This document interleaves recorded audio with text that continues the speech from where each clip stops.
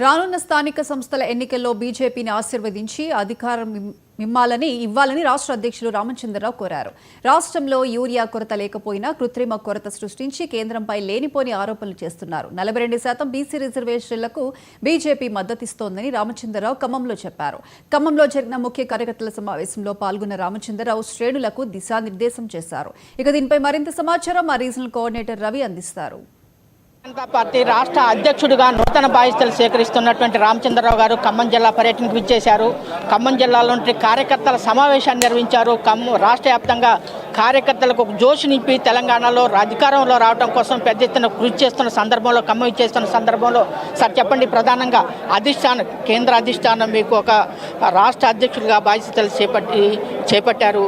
ఈ సందర్భంలో రాష్ట్రంలో అధికారం తీసుకురావడం కోసం మీరు ఏదైతే భవిష్యత్తు కార్యాచరణ రూపొందించుకోవడం కోసం ఖమ్మం జిల్లాలో ప్రధానంగా కమ్యూనిస్టులు కానీ ప్రధానంగా ఇక్కడ కాంగ్రెస్ అధికారం ఎక్కువ ఉన్నాయి.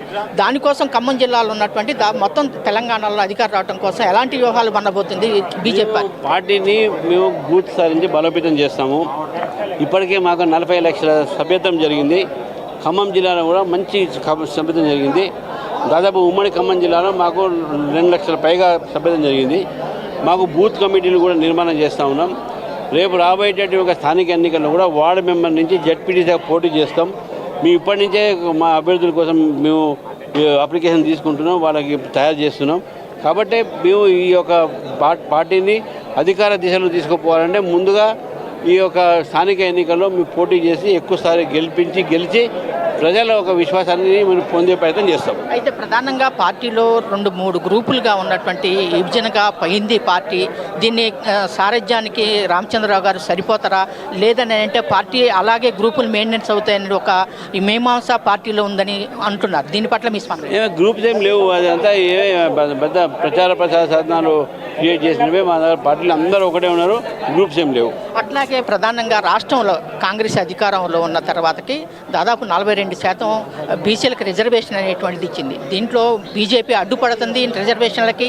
అవసరమైతే కేంద్రంలో ఉన్నటువంటి జంతర్ మంతర్ దగ్గర ప్రధానంగా ధర్నా చేయడానికి సిద్ధపడతామని చెప్పేసింది. దీని పట్ల మీ స్పందన? మేము బీజేపీ ఏమి అడ్డుకోలేదు, మేము సపోర్ట్ చేసినాం కదా. ఎక్కడ కూడా మాట్లాడకుండా బేషరతుగా సపోర్ట్ చేస్తున్నాం. వాళ్ళే అడ్డుకుంటున్నారు. 10% ముస్లిం రిజర్వేషన్ పెట్టి 10% బీసీలకు అన్యాయం చేస్తున్నారు. కాబట్టి అడ్డుకునేది బీజేపీ కాదు. దానికి చిత్తశుద్ధి లేక కాంగ్రెస్ పార్టీ దాని మీద రాజకీయం చేస్తుంది.